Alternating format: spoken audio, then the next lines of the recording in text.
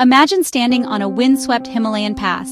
Nathu La, September 1967. The air is thin, the landscape stark, and the tension palpable. Indian soldiers are methodically building a simple fence, a seemingly innocuous act. They are working to clearly demarcate territory. This is an attempt to establish a clear boundary. But the air is thick with unspoken anxieties. Tension is thick, a heavy blanket smothering any semblance of calm. Both sides are wary, knowing the fragile peace could shatter at any moment. Suddenly, gunfire erupts, tearing through the silence. The first shots are like a starting gun to a deadly race. What began as a boundary dispute, a disagreement over a few meters of land, explodes into days of relentless machine gun fire, a deafening cacophony that echoes across the mountains, and artillery fire. The heavy artillery pounds the landscape, shaking the very ground beneath their feet. The mountains echo with the sound of battle, a symphony of destruction played out on the roof of the world, bravery tested at 14,000 feet. Soldiers fight not only the enemy, but also the harsh elements, the biting cold and the lack of oxygen.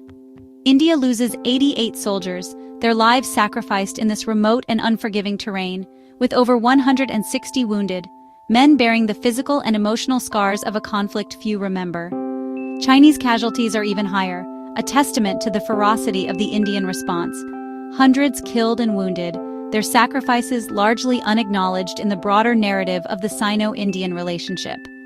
But the story doesn't end here. The echoes of Nathu La would soon reverberate again. Just weeks later at Chola, another strategic pass in the Himalayas, Indian troops face another sudden attack, a repeat of the aggression seen at Nathu La.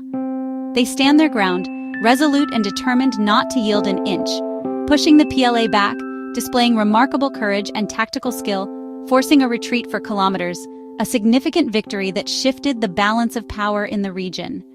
These brief but brutal clashes, though often overlooked, shaped the border's uneasy peace, a fragile equilibrium maintained through vigilance and a shared understanding of the cost of conflict, echoing through history to this very day, a reminder of the sacrifices made and the ever-present need for dialogue and diplomacy. Sometimes history is made in moments, in the actions of ordinary soldiers facing extraordinary circumstances the world almost forgets, but whose consequences continue to shape our present.